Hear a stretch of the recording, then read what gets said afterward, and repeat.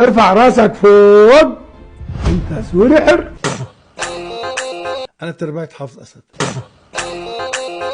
حكيت يا حبيبي، حكيت مع الاستاذ احمد شرع.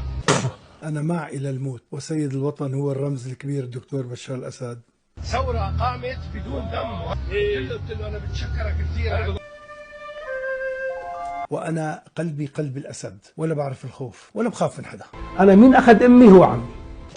أنا مع إلى الموت. فقداني لابني نتيجة حبي للوطن ولسيد الوطن. وبحب أقول لك إنه اللي انعدموا 14 واللي قتلوا 3 17، باقي واحد بأوروبا رح نجيبه. مثل ما عم بيقولوا هن إنه أنا كوعت وأنا كنت محسوب على النظام.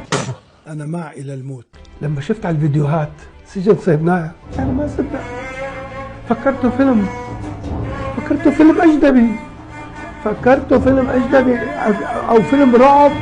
وقريبا بإذن الله سوف تشرق الشمس ساطعة في سوريا، وتعود سوريا أقوى مما كانت بإذن الله بقيادة الدكتور بشار حافظ الأسد. اللهم اشغلهم عنا بشاغل من مقتك وسخطك لا يستطيعون له ردا.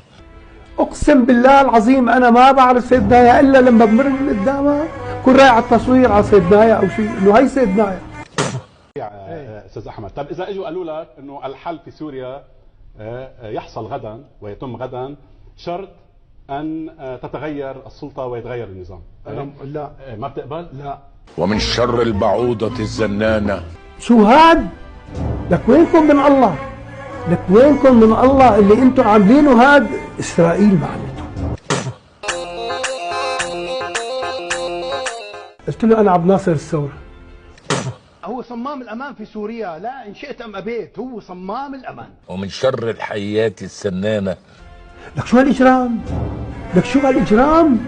لك كيف قلبكم؟ لك شو قلبكم انتم؟ خشب؟ حديد؟ حجار؟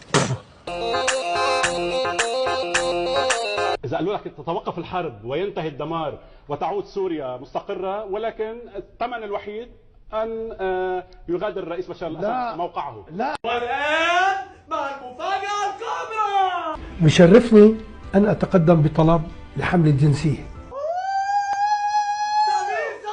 اللهم ابطل عمل المفسدين واخمد انفسهم.